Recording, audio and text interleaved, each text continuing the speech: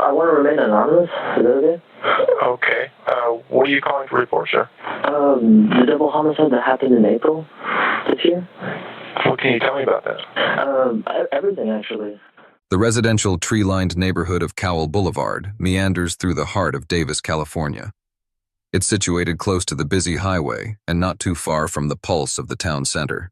Here, amidst the mostly single-family homes and condominiums, where 87-year-old Oliver Northup and his wife of 17 years, 76-year-old Claudia Morin, made their home.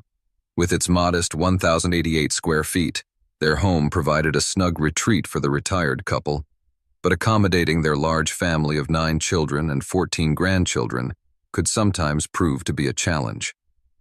At 9:30 p.m. on the 14th of April, 2013, the tranquility of Cowell Boulevard was disrupted when Davis police received a phone call from one of Claudia's adult daughters. She had become concerned by the lack of communication from her mother throughout the day, and repeated attempts to reach her had gone unanswered. When Oliver's children tried to reach him throughout the day as well, they received the same strange silence. The phone just rang and rang, but nobody answered. It was a Sunday, and Oliver and Claudia hadn't shown up for a memorial service at the church. Oliver had been scheduled to sing that day. Growing worried, the children had gone over to their home earlier in the evening. Upon arrival, they noticed that the Sunday newspaper was still lying untouched in the driveway, a detail that deepened their concern. As night fell, Officer Mark Herman arrived at the couple's light brown condominium after Claudia's daughter called 911. Despite the darkness outside, the interior blazed with light from within. The car sat parked in the driveway, but repeated knocks on the front door yielded no response. Officer Herman searched the perimeter of the home and made an ominous discovery. One of the window screens had been slashed open. As he peered through the window, his view was obscured, but he was sure that he could see blood in the master bedroom. With caution, he entered the home with his firearm drawn. His calls to Oliver and Claudia echoed throughout the silent house. Moving through the meticulously arranged living room, Officer Herman proceeded toward the master bedroom. As he stepped inside, his eyes swept the space for any signs of Oliver and Claudia, but he was immediately drawn to the double bed. The once pristine sheets were stained crimson with blood, and Oliver and Claudia lay deceased on top of them. Oliver Northup was born to parents Eleanor and Oliver on the 26th of April, 1925 in Grand Island, Nebraska. He served in the United States Navy during World War II, following which he developed a profound passion for law. His academic pursuit led him to Bolt Hall School of Law in UC Berkeley, where he earned his undergraduate degree before venturing into the legal realm. Initially, Oliver embarked on his career as an appellate court clerk, later transitioning to the role of a prosecutor. Those acquainted with Oliver characterized him as an English professor disguised in the garb of a lawyer.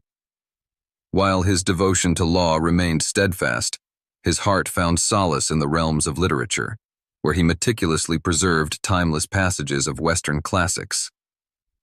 Music also held sway over his soul, nurtured by the melodies sung by his father during his upbringing.